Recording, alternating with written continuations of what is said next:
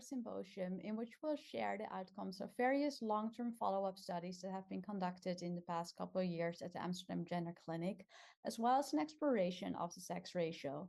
My name is Frederik de Roy, and I'm a medical doctor and a PhD researcher at the Department of Child and Adolescent Psychiatry at the Amsterdam Gender Clinic. Today, I'd like to share with you the results of a long-term follow-up study focusing on gender identity and sexual attraction. Gender-affirming hormone treatment became available for transgender youth in the late 1980s. From 2000 onwards, puberty suppression also became available as a treatment for transgender adolescents.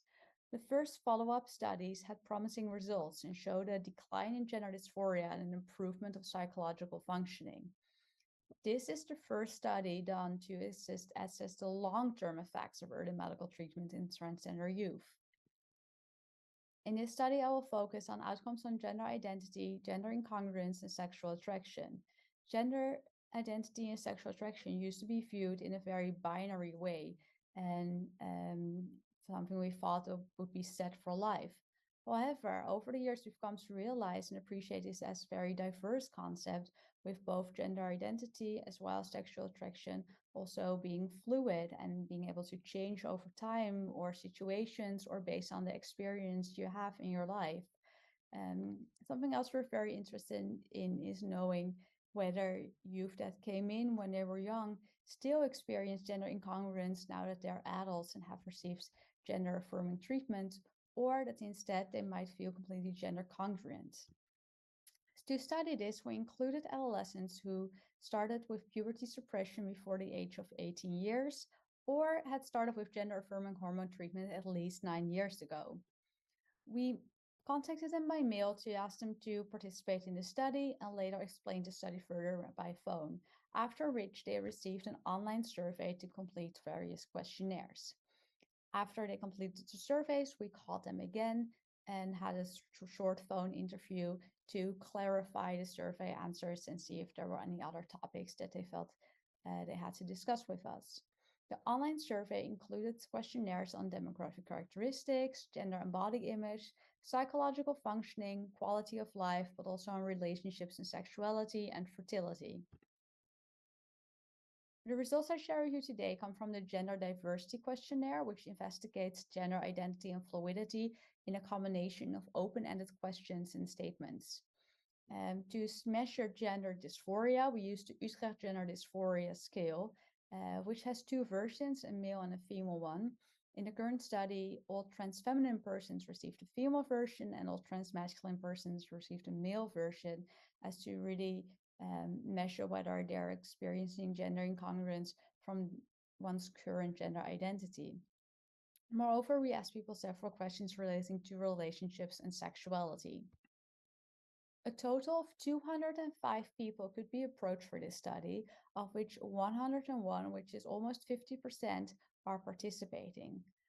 There were different reasons why people did not participate in this study, which were that we weren't able to get in touch with them, that they did want to participate, but in the end never completed the online survey, or that they stated that they'd rather not participate in the current study.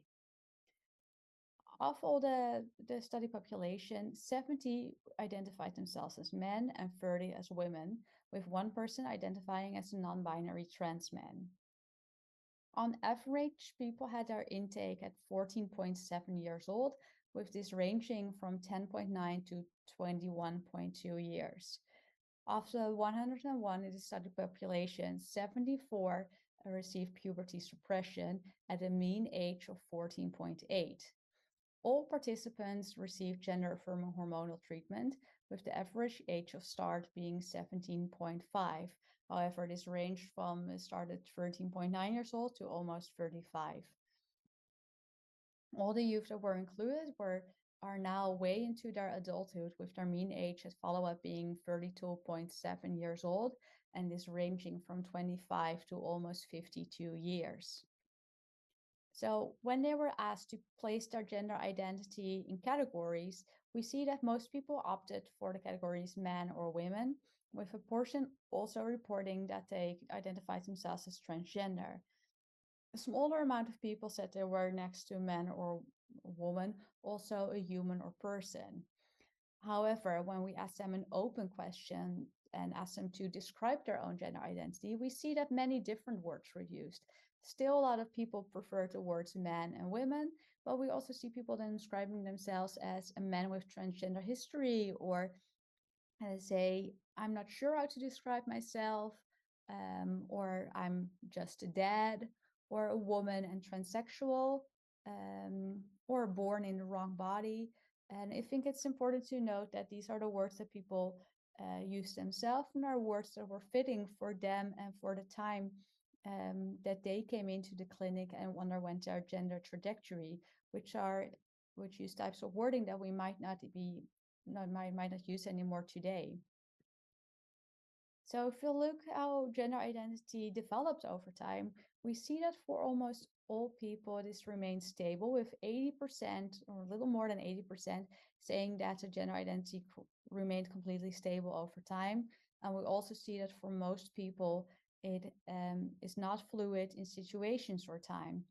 A very small percentage reports that they are still somewhat searching for their gender identity. However, the largest part of all participants says this is not the case at all. When we look at gender dysphoria, as I mentioned, we measured this with the Utrecht Gender Dysphoria Scale, which has scores ranging from 12 to 60, with a score of 12 meaning there's no dysphoria whatsoever, and a score of 60 meaning there are high levels of dysphoria. In this population, we found a mean total score of 14.5, with a range of 12 to 22, meaning that we see very little to no experienced gender dysphoria from the current gender identity. When we go into relationships, we see that 70% of women reported that they had one or more relationships, with that being 88% in men. The non-binary trans person also reported that they have had a relationship in their life. And when we asked, like, what is the gender identity or what's the identity of your most recent or current relationship, we see that for women, this was in the largest part with cisgender men and in the lesser part with cisgender woman or transgender man. And for men, we see that most people have had the most recent or current relationship with a cisgender woman, and in a smaller amount with a cisgender man. The non-binary trans men reported they had a relationship with a cisgender man. And if we ask people to place their sexual attraction in categories, we see that women mostly choose the categories that they're attracted to only to men, and a lesser amount to mostly to men, but also to women. When we ask this question to men, we see a bit more variety, with a bit more than 60% reporting they are only attracted to women, but also quite some people reporting they're attracted mostly to women, but also to men, or just to persons, or only to men, or men and women equally. In women, we see that for 80%, the sexual attraction has never changed. But for the 10% that did change, they reported that they were first attracted to men and now to both men and women. In men, we see similar numbers, with 80% reporting that our sexual attraction never changed. But for the ones that it did change, it was that they were first attracted to women and now attracted to both men and women. The non-binary trans men reported that they had a change in their sexual attraction, which was first to women and now both to men and women. So all in all, what we can see is that when we look at people who were treated as young adolescents and are currently in middle to late adulthood, we see that they experience gender congruence and have little to no gender dysphoria anymore. Moreover, we see that our gender identity and sexual attraction is mostly stable and doesn't change in time or situation, and has actually remained stable over their lives. And when we ask people to label themselves, we see that they use mostly binary identities. However, there are many individual nuances if you ask people to give their own words to your gender identity. Most people have had one or more relationships in their lives, and we see that there's a slightly more variety in the sexual attraction in trans men compared to trans women. All in all, I think these are very interesting first results of this long-term follow-up, and I'm very excited to explore this deeper and perhaps share new research results with you at the next conference. And for now, I'd like to give the word to my colleague, Joyce Essler, Thank you so much for your attention, and I look forward to seeing you all in the Q&A. Hello, everybody. My name is Joyce Asseler. I'm a PhD student at the Center on Gender Dysphoria at the Amsterdam UMC in the Netherlands. And today I will continue this symposium by discussing results from the previously mentioned survey study, but in regards to fertility and family building. As a short introduction, I would like to take you through the gender-affirming types of treatment which may negatively impact a person's fertility. Starting with the first, puberty blockers, injections given to adolescents from puberty tenor stage 2 and beyond. This is given to prevent further development of the secondary sex characteristics. Second, the gender-affirming hormone therapy, which for trans feminine people consists of testosterone blockers and estrogens, and for trans masculine people, this consists of testosterone. And lastly, a gonadectomy, or a surgery which removes the testicles or the ovaries. Puberty blockers and trans feminine hormone therapy cause reversible sterility, and a gonadectomy causes irreversible sterility. Also, to offer some historical context, all our study survey participants started their medical transition prior to 2014. This was the year when Dutch transgender law changed. Prior to 2014, people were obliged to be sterile in order to legally change their gender. This reproductive loss was considered the price to pay for transition, and fertility preservation was hardly ever discussed or offered. Thankfully, since 2014, when the law changed, there has been a shift, and the topic of fertility has become an important subject discussed by many centers providing trans care. And in the Netherlands, fertility preservation is even covered by insurance. The long-term consequences of people starting their transition prior to this change, however, remains underexplored until now. I will start by presenting our baseline characteristics of the study cohort. In total, 89 people filled out the study survey, and they were around 32 years old. They started their medical treatment at around 15 years old, and 80% of the group started with the puberty blockers, and the other 18% started with hormones. At the time of taking the study, 60% reported to be single at that time, and around 23% reported to parent children at that time. When splitting the cohorts in sex assigned at birth, you see we have a lot more trans masculine people that participated in the survey study, 66 versus 23 trans feminine people. The baseline characteristics were very comparable, except when looking at current parenthood.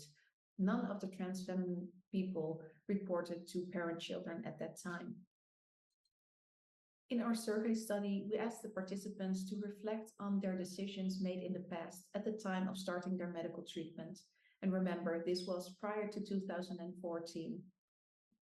We also asked them about their feelings and desires currently and also in the future, with today's knowledge and possibilities. When presenting our next results, I will continue to use these images to further clarify with a person looking back or a person looking forward. When we asked about fertility counseling, 61% said to have received information about the effects of medical treatment on their fertility. And 30% received information about the options for fertility preservation. Of the people who said they did not receive any information about this preservation opportunity, almost half said they would have liked to receive this information. In regards to fertility preservation, none of the participants pursued fertility preservation with different reasons, namely not an option or an option offered, not necessary, the invasiveness of the procedure, and by that I mean the discontinuation of hormone treatment, masturbation or ejaculation, or undergoing ovarian hyperstimulation and internal examinations. Another reason that was mentioned is the gender identity not being in line with the gametes available. With one person saying, I would not biologically want to be the father of my children. I think I would always have to think about that when I would look at my children. And I wouldn't have to think about my children finding out and what a disappointment that must be for them. Given the choice again today, most people in our cohort said they would not change their mind and would still want to remove their gonads. It is important to note that a significant portion of the cohort um, would make a different decision or is unsure about their decision. 44% of transmasculine people and 35% of transfeminine people would, however, choose fertility preservation prior to removing the gonads. When reflecting on their age while making these decisions, half of the cohort said they were at the time old enough to make these decisions. However, 21% said no. We asked those people what age they thought would be an appropriate age to make that decision, and around 18 years was mentioned.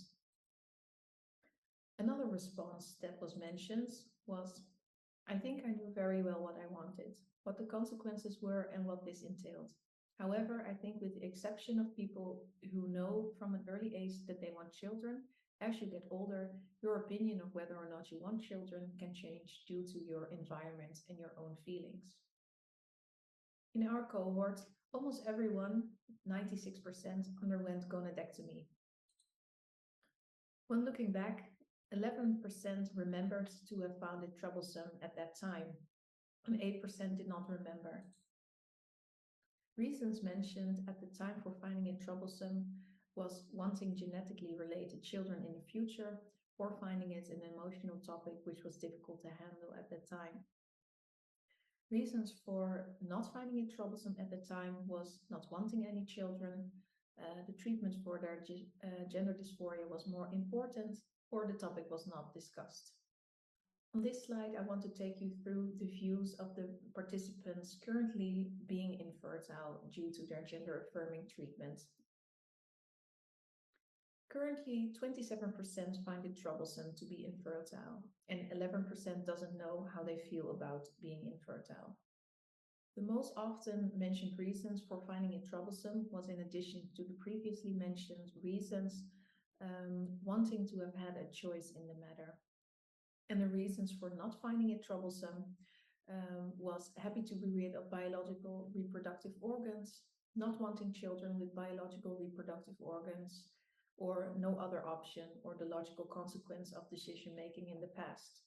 And I have two quotes to further illustrate this. For instance, one person said, for me, getting pregnant myself or passing on female genes was never an option. I did not attach any emotional value to the uterus or ovaries, and I did not see this as the moment I became infertile. In fact, I never saw being able to have children as an option because I was not a woman, but I could not make sperm either.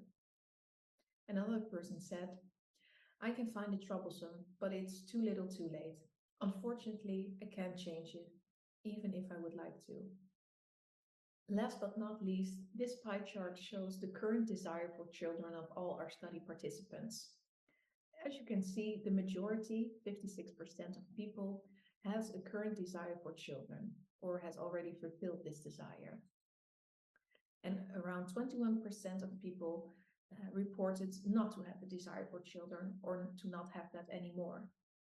To conclude, decision making about fertility can be difficult during adolescence, since thoughts and feelings about infertility may change over time. And in our cohort, the majority even develops a desire to have children when they reach adulthood. Therefore, it is important to discuss fertility and offer fertility preservation prior to gender-affirming treatment, which may influence a person's fertility. I would like to thank you all for your attention, also on behalf of my research team at the Amsterdam UMC. Now I would like to give the floor to my colleague, Isabelle van der Meulen. Hello, everyone. My name is Isabel van der Meulen, and I'm too a clinical doctor and researcher at the Center of Expertise on Gender Dysphoria in Amsterdam. And today I'd like to talk to you about the effect of puberty suppression on the sexual functioning in trans women after gender affirmative surgery, with a special focus to their ability to orgasm. As the participants in my study all self-identified as trans women, this is also the terminology I will use during my presentation. Sexual development is an important element of puberty, and we know that transgender youth reaches their sexual milestones later than the general population. This can be due to multiple complicating factors like body incongruence, shame, or dissatisfaction with their genital appearance. We know that after gender affirmative treatment, they experience an increase in their sexual experiences. But the gender affirmative treatment itself can also have an effect on their sexual development. For example, we know that before gender affirmative surgery, 50% is dissatisfied about their sexual life or very dissatisfied. And after gender affirmative surgery, almost 80% feels satisfaction about their sexual life. And around 70% has an ability to orgasm. There has been multiple studies on the sexual functioning after vaginoplasty. However, most studies did not elaborate if the adolescents used puberty suppression. But we know that puberty suppression can have an influence on the sexual development of trans women. Firstly, because with the puberty suppression in trans women, testosterone is blocked, and testosterone also takes care of the development of the glans penis, which in vaginoplasty is used to make a clitoris, which plays an important role in sexual pleasure and orgasms. Another effect of puberty suppression can be a lack of genital growth, which can result in penoscrotal hypoplasia, which can have a consequence for a choice of surgical technique. Mostly worldwide, penile inversion technique is used for vaginoplasty. But in the case of penoscrotal hypoplasia, here in Holland, we also use the intestinal vaginoplasty. Both techniques show similar satisfaction in sexual life, but in these techniques, no differentiation in which puberty stage the blockers were started have been researched yet. And this is important because we know that the preoperative sexual function, including the ability to orgasm, is an important indicator of post-operative sexual function. And the last couple of years, clinical concerns have been raised about the post-operative sexual function without going through a complete endogenous puberty. Our aim in this study is to analyze the influence of puberty suppression on the sexual function of these trans women after vaginoplasty. We did this by analyzing a subsample of the cohort Sarah Bankener used in 2020 on the sexual experiences on trans versus the general population here in Holland. She included 113 young trans adults, of which 38 were trans women, after full gender affirmative treatment, meaning puberty suppression, cross-sex hormones, and gender affirmative surgery, here in Amsterdam between 2009 and 2016. She used a self-developed questionnaire, which she gave to the participants approximately 1 year after their gender affirmative surgery, which consisted of questions like, if you think back at before the surgery, how easy was it for you to reach an orgasm? For all answers about sexual experiences and milestones, we made a comparison between early and late puberty suppression. And with early, we meant tenor stage 2 or 3, and late would mean tenor stage 4 or 5. We included 37 trans women that had gender affirmative treatment at our center, with a mean age of almost 21 years and approximately 1.5 years after their gender affirmative surgery. Of our participants, 43% received early puberty suppression, so in tenor stage 2 or 3. And almost 60% had an intestinal vaginoplasty. Also, almost 60% has had one or multiple partners until then. And almost all trans women found themselves to be sexually attracted to males. When looking at the results for orgasms after surgery, of all our trans women, 76% was able to reach an orgasm. And if we look closely at only the trans women that received early puberty suppression, we see that 81% of them was able to receive an orgasm after the surgery. 2 of them did not try, and 1 was missing data. Then we performed a Pearson chi-square test on the ability to orgasm. First, we looked at the ability to orgasm before surgery to see if there was a difference in those who could orgasm between early versus late puberty suppression. And we found that there was indeed a significant statistical difference. And this makes sense because you would expect when you start early on with your puberty suppression, you wouldn't have had a lot of sexual experience before this. And we also looked if there was a difference between those that started with early versus late puberty suppression and their ability to have an orgasm after surgery. And we didn't find a significant statistical significant difference. Which means that to be able to reach an orgasm after surgery, it does not matter if you started your puberty suppression in early or late stage of puberty. Another concern that was raised was if you didn't have an orgasm before your surgery, that you wouldn't be able to have an orgasm post-surgery.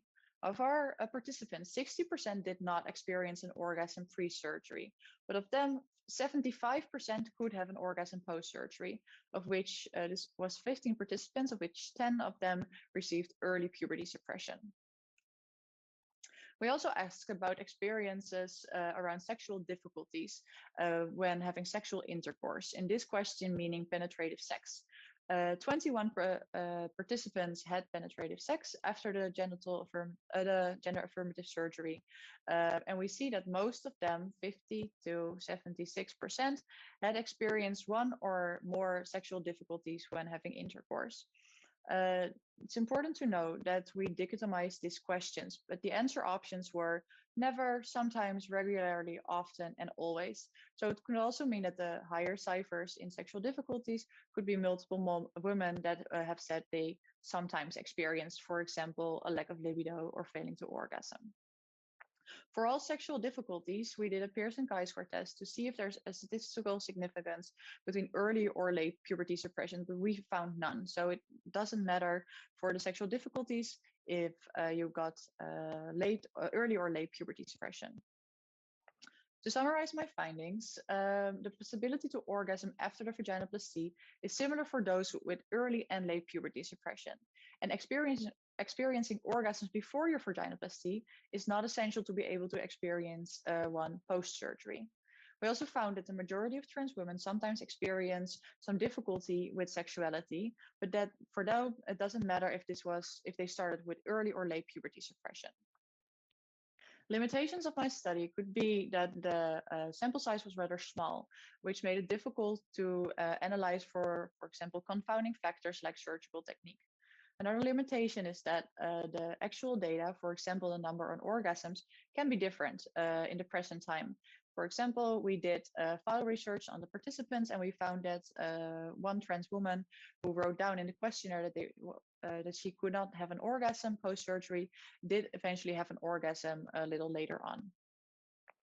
For further research, it's important to realize that sexual well-being is more than just orgasms and other milestones, and it's good to have a more detailed focus on satisfaction and quality of sex life, especially of the gender diverse adolescents that use puberty suppression, as this has been a group that there has not been a lot of research on yet.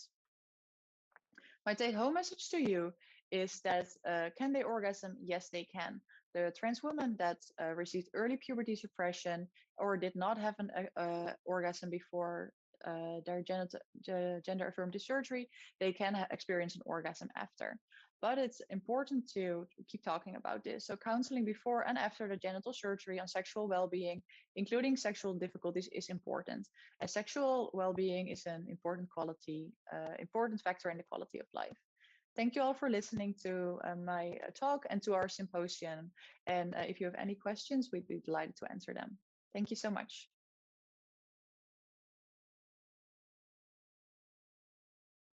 So I will present for you today this follow-up study and our initial findings entitled The Intersection of Autism and Transgender Identity. My name is Anna van der Misa. I'm a medical doctor in child and adolescent psychiatry and a postdoctoral researcher with the Center of Expertise on Gender Dysphoria in Amsterdam, the Netherlands. And I want to give a shout out to my research collaborators for this project, Dr. John Strang, Annelou de Vries, our research assistants, Daphne Rijmakers and Lucy McDillan, and our autistic gender diverse co-investigators, Sasha Klomp and Reed Kaplan. This research has been funded by the Organization for Autism Research en Fonds Wetenschappelijk Onderzoek Seksualiteit. A little bit of background on this presentation. As you all know, there's a great deal of literature on the overrepresentation of gender diversity in autism, but most research published to date focuses on prevalence rates. And a lot of clinicians feel insecure about working with autistic or neurodivergent gender diverse youth. And we think that follow-up studies of autistic children and adolescents who are also gender diverse could give us clinical guidance. And I want to emphasize that follow-up studies should not be used to predict outcomes regarding gender identity or gender identity development over time, but should be used in the informed consent process to inform the children and the adolescents. If you look at the current status of the literature to date and then the quantitative studies, then these studies could be divided in three types of studies. The first group of studies looked at the prevalence rates of autism diagnosis or autism characteristics in transgender or gender diverse people. Another type of studies looked at autistic or neurodivergent samples and looked at the prevalence rate of gender diversity or gender dysphoria or gender incongruence diagnosis in these samples. And a third type of study looked at the association between autism and gender diversity in the general population. And today I will focus about the study of transgender children and adolescents who have an autism diagnosis. And the first hallmark study that was published in this field was from my supervisor, Annelou de Vries, in 2010. And in this study, a structured interview was used, the DISCO interview, to systematically assess the prevalence rate of an autism diagnosis in children and adolescents referred to or gender identity service. And in this study, it was found that on average 7.8% of referred children and adolescents to our service had an autism diagnosis. And if you compare that to the estimated general population rate of autism, and I know there's some debate about the prevalence rate of autism in the general population, but it's estimated at around 1%. You can see that 7% is 7.8% is higher than the general population estimate of autism diagnosis. And if we dive more deeper into this study, then in the study, the participants were 204 children and adolescents who were all consecutively referred between 2005 and 2009 to our center. The mean age for the children was back then, so 15 years ago at referral, was 8 years, and the mean age for adolescents at referral was 13.92 years old. And of this cohort, eventually 11 children and 13 adolescents were diagnosed with autism, according to the DISCO interview. And currently, the study focuses on this back then 11 children and 13 adolescents, and they're all now young adults. And this study is based on a community-based participatory research project in which we designed a questionnaire together with 24 transgender and autistic young adults. And this questionnaire focuses on needs, resilience factors, but also evaluations with care. And we have a lot of interesting results, but in the presentation today, I will focus on gender identity descriptors, so how these now young adults identify themselves. I will briefly zoom in into their gender identity over time, and I already covered this more extensively in the GEI about neurodiversity, so I will only touch base quickly on it, and I will tell you something about the intersectionality experience of these participants. So first of all, we asked them to give a description about their gender identity, and they had a diverse range of identity descriptors. Most of the participants identified as girl, female, or woman, and other participants identified as male or man. But you can see that there was some heterogeneity in gender identity descriptors. Um, Regarding gender identity and trajectories over time, eventually 45% of the referral children underwent gender affirming medical treatment, and 18% of the referral children experienced multiple attenuation of their gender identity identification. So multiple means more than one change in gender identity identification over time. If we look at the adolescents, then 77% of the referred adolescents underwent gender affirming medical treatment, and 31% of the referred adolescents experienced multiple attenuation of their gender identity. We also asked them questions about their experiences of intersectionality. And what was really interesting is that 40% of the participants stated that they have doubts about being autistic, or if their diagnosis would fit them as of today. So, for example, this participant stated, I don't know if this diagnosis fits me anymore. We also asked the participants how they felt about being autistic. They were asked if they felt positive, neutral, or negative about being autistic.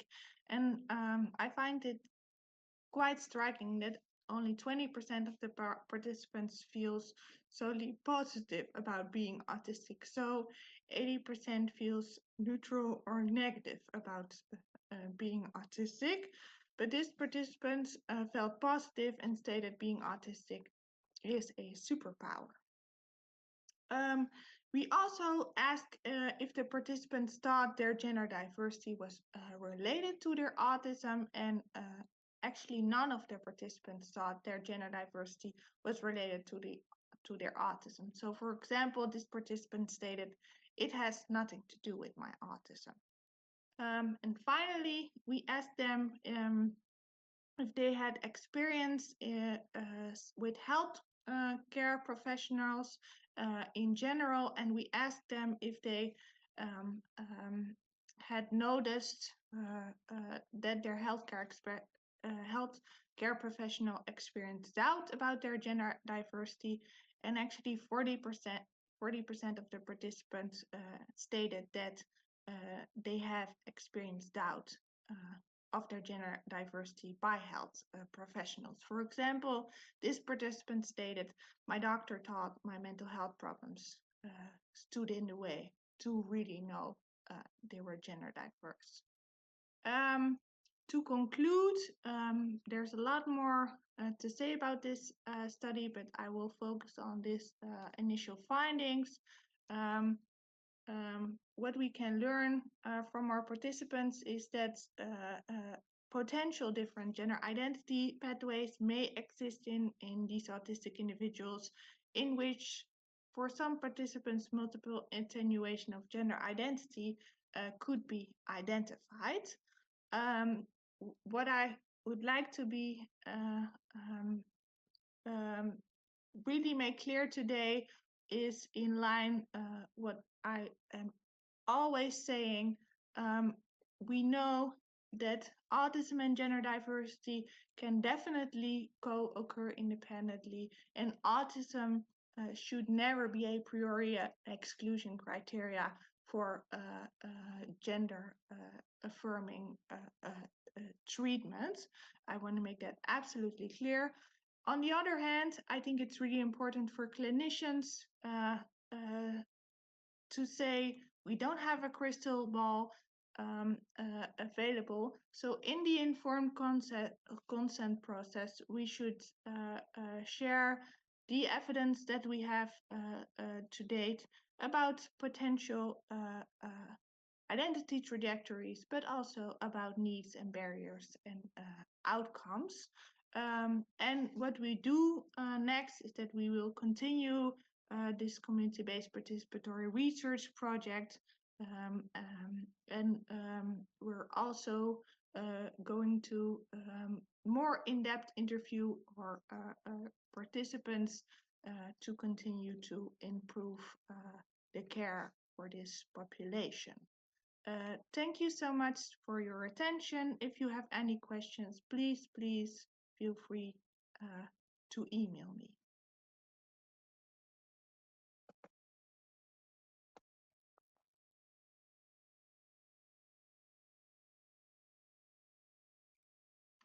Good day. My name is Thomas Steensma, health psychologist and principal investigator at the Amsterdam Gender Identity Clinic. And well, first of all, I would like to thank the previous presenters for their valuable work and for letting me being part of this symposium. The topic of my presentation today is focused on the shift in sex ratios we observe in our field and try to provide insight whether this phenomenon applies to the entire population of clinical referred people or whether it's a phenomenon specific to a part of the population. Historically, the prevalence studies that primarily base their prevalence rates on clinical referrals showed us higher rates of birth-assigned males compared to birth-assigned females. And for many years, the literature reported on a 3-to-1 sex ratio. So 3 times more birth-assigned males than birth-assigned females were observed to be referred. And as you may all know, these ratios have changed. And what we have seen in the literature is that around the year 2000, little by little, observations are reported that the sex ratio dropped in adult population. So the difference in ratio decreased, but was still in favor of birth-assigned males compared to females. One explanation at that time from a German study was that the recent developments in therapy and treatment had the effect of more referrals of birth-assigned females, mainly because the expectations of the offered treatments, such as surgical procedures, had improved. But important, the signals on sex ratio change were mixed at that time. Well, that's a bit different compared to a later period since 2015, where we see that observations are shared from all over the world and for different age groups, so often apart for children, adolescents, and adults, that the sex ratio of clinical referrals is changing, and not only drops are observed, but also shifts or referrals are observed. So the ratio between assigned males and females is not only observed to get smaller, but it is also observed to be reversed. So clinical referral ratios are in several reports in favor of birth-assigned females compared to birth-assigned males. And all the phenomenon is observed and reported in both adolescent and youth population. Interestingly, most of the attention in the literature and the media is on why this occurs in adolescence. Over time, several explanations are put forward, differing in popularity and also, more important, differing in the extent that they have been studied and there is scientific evidence. So without going into very much detail, explanations for the increase of birth-assigned girls vary from an effect of greater emancipation and acceptance, where it lowers the barriers for coming out, for experience gender feelings, and that this effect may be greater in girls than in boys. It may be that narratives have changed in identity explanation, with the result that girls who previously explored their identity of a sexual orientation are now more often exploring a gender identity. It may be an effect of an increase of alternative gender identities or alternative developmental routes. For example, non-binary identifying individuals that were not seen previously referred to a clinic. And it is increasingly discussed and put forward as an effect of social contagion among girls. A hypothesis that causes a lot of concern, a lot of discussion in our field, and important to say uh, for this hypothesis, but also the other explanations, there is a lack of scientific evidence for these explanations. And although I do find it important, we do find it important to understand why sex ratios are changing. We do think it is first important to understand the sex ratio change for all groups before getting into specific explanations for a specific age group like adolescents. Without this understanding, we may look for explanation that seems specific for adolescents, but may be explained by general effects for the total population. So, in our research group, we asked ourselves the simple question: is the change in sex ratio of clinical gender referrals primarily a phenomenon of adolescence and young adulthood? To answer this question, we analyzed all 6,680 referrals to the Amsterdam Gender Identity Clinic between the year 2000 and 2019. Our institution is accessible to our institution. People of all ages can be referred. So, based on age, we categorize the population in 8 age groups and analyze the sex ratios per age group in 2-year intervals. And before we focused on the sex ratio change over time, we checked the overall sex ratio for per age group for a study period, so between 2000 and 2019. And as you can see in the top line of this table, it shows us that for the overall sex ratio for the total population was almost equal in this period. So 1.3 birth assigned males compared to 1 birth assigned female being referred. And that the overall sex ratio was in favor of birth assigned males for all age groups, except for the referrals in the age group between 10 and 20 years of age. So for the adolescents, an overall sex ratio favoring birth assigned girls was observed. So to investigate the course in sex ratio over time, we performed linear regressions. And as you can see in this figure, we observed a significant drop in sex ratios over time for all age groups below the age of 25, including a sex ratio reversal in this figure when the line goes below 1. So below 1 is a sex ratio favoring birth assigned females, and above uh, uh, uh, uh, the, the one, it indicates a sex ratio favoring assigned males at birth. Uh, we observed a sex ratio reversal for the different age groups. So for the 10 to 15 and the 15 to 19 age group, we observed a sex ratio reversal since 2007. For the people between 20 and 25 years of age, the reversal was observed since 2009, the orange line, and since 2013 for the age group below 10 years of age, the blue line. So for the younger ones, it turned out to it showed a later reversal in sex ratio. As for the population above 25, the observations were less pronounced. A significant sex ratio change was not observed for the groups between 25 and 30, the blue line in this figure, and the age group above 50 years of age, the orange line. Interestingly, for the group between 30 and 15, so both groups, 30 to 39 and 40 to 49, a significant drop was observed over time, with a reversal in sex ratio in the year 2018 for the adults aged between 40 and 49, the green line. Which brings me to a conclusion. And I think from our data, we can conclude that sex ratio change is not only among the younger population, but seems more evident for the younger population in our data. um, we observe a clear shift and reversal in children, adolescents, and young adults below 25 years of age. So it's not only it's not primarily a phenomenon for the adolescent population. And also for the adults, it's less pronounced, but we do see a decreasing trend in sex ratios in part of the adult population, and even a reversal in part of the group. For future research, if you would take a longer period, we may identify the same trends in the future for the older population. Um, uh, because of the difference in the population and at the same time a general trend of decrease in sex ratios, we think that the change in sex ratio is explained by several causes. Um, for future research, um, we uh, we really have to focus on how these trends will further develop over time. We had a 20-year study period. Um, a 20-year period sounds large, but maybe too short to really understand what is going on for a phenomenon where we are talking about today.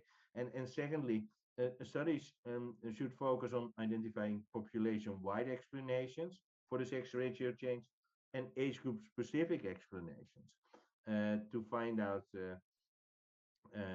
whether there are general differences or group specific differences. Thank you for your attention.